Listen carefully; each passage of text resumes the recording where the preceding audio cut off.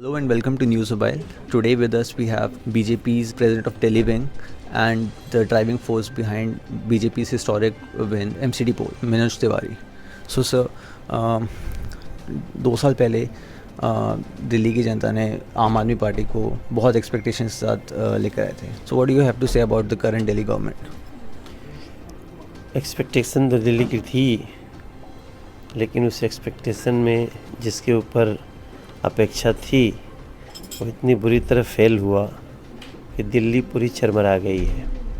तो लोगों ने अपना वो समर्थन वापस ले लिया. तो कायदे से तो ये वो जो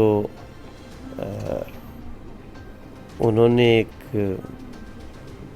जिस बात को कहा था कि जनता बीच में चाहे तो वोट आउट कर सकती है, तो जनता ने तो वोट आउट कर ही दिया. मेरा ये मानना है कि दिल्ली देश की राजधानी के रूप में और राजधानी क्षेत्र के रूप में, नेशनल कैपिटल टेरिटरी, इस नाते दिल्ली को हर सुविधाओं से युक्त होना चाहिए, प्रदूषण से मुक्त होना चाहिए, गंदगी से मुक्त होना चाहिए, और यहाँ की बहने वाली जो दिल्ली का प्राण है जमुना, उसको स्वच्छ होना चाहिए.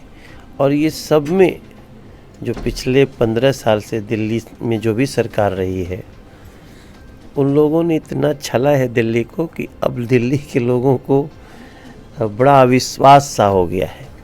मैं धीरे धीरे उस विश्वास को वापस जमाने की कोशिश कर रहा हूँ भारतीय जनता पार्टी के अध्यक्ष के रूप में.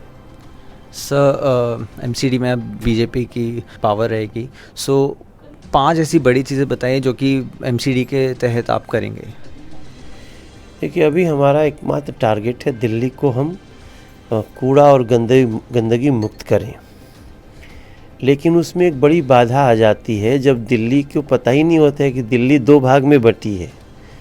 एक छोटी गलियां, छोटी सड़कें, एक बड़ी सड़कें, छोटे नाले, बड़े नाले. छोटे नाले MCD के पास है, बड़े नाले PWD के दिल्ली सरकार के पास है.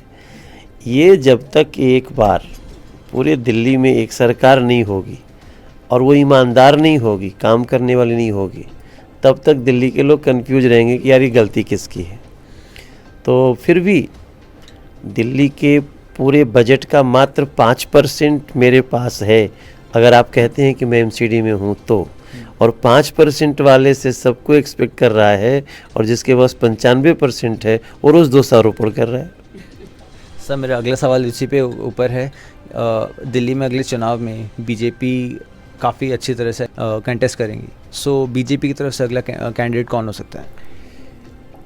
देखिए, एक तो बीजेपी दिलों को जोड़ने में लगी है. पहले बहुत दिन लोग दलों को जोड़ने में लगते थे, हम लोग दिलों को जोड़ने में लगे हैं. युवा हों, हमारे जो व्यापारी लोग हैं, जो टैक्स पेयर्स हैं, सबके जीवन में सुधार कैसे हो सकता है ये आप बीजेपी को करते देख सकते हैं. और आगे जो चुनाव होगा उसमें पार्टी बहुत अच्छा किसी को लेके आएगी, और मैं अध्यक्ष के रूप में ऐसी स्थिति बना दूंगा. आज आपको इतना बोल सकता हूं कि हम लोग इतने अच्छे से दिलों को जोड़ लेंगे लोगों को कि अगली सरकार दिल्ली में जब चुनाव होगा तो बीजेपी का ही होगा. सर मेरा अगला सवाल रहेगा, अभी मॉनसून सेशन पार्लियामेंट का आने वाला है और स्टार्टिंग से काफ़ी रिपोर्ट्स आती हैं कि बॉलीवुड एक्टर्स या फिर स्पोर्ट्स पर्सन्स जो होते हैं वो पार्लियामेंट सेशन अटेंड नहीं करते, या फिर पार्लियामेंट में कुछ सवालात नहीं करते हैं, अटेंड ही नहीं करते हैं. सो उसके ऊपर आप क्या बोलेंगे? तो बीजेपी का देखिए, मैं भी सेलिब्रिटी हूँ. सर आप तो हैं, बट और भी कई सेलिब्रिटीज़ हैं जो कि पार्लियामेंट सेशंस अटेंड ही नहीं करते हैं, या फिर सवालात नहीं करते, इंटरेक्ट नहीं करते ज़्यादा. सो उनके जो सेलिब्रिटी होने के बावजूद पार्लियामेंट में आके काम नहीं करते, वो अपनी पूरी उस वर्किंग बिरादरी का नुकसान करते हैं. लोग उनको अनसीरियस समझने लगते हैं. मैं ये चाहता हूँ कि इंसान को जब जो काम चुने ना, तो पूरे दिल से चुने. करना है तो चुने, नहीं तो जाओ.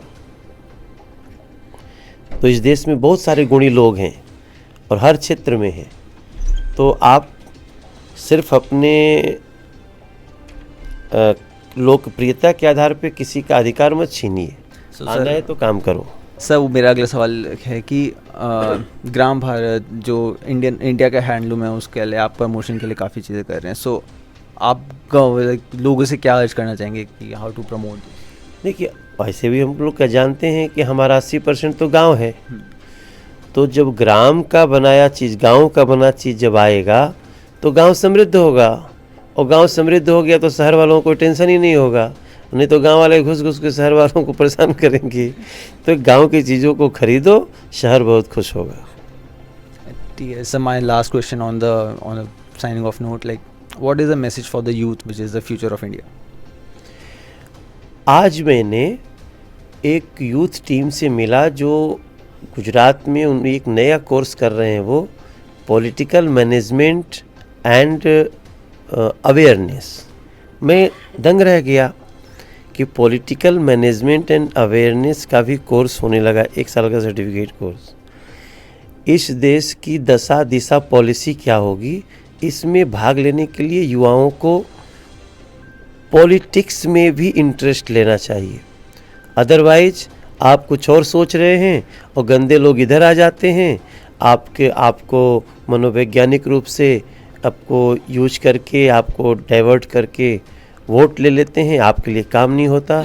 सो आज तो मैं यही कहूँगा कि जो यूथ है वो पॉलिटिक्स में इंटरेस्ट ले, क्योंकि अभी तक उसका इंटरेस्ट पॉलिटिक्स को गंदी जगह समझता है। और यही वो जगह है जहाँ से देश को नई दिशा दी जा सकती है। अगर मोदी जी कह रहे हैं कि हमारा 65% लोग 35 साल का है, तो उसको इस ताकत को समझ के अपने इनपुट्स पॉलिटिक्स में देनी चाहिए।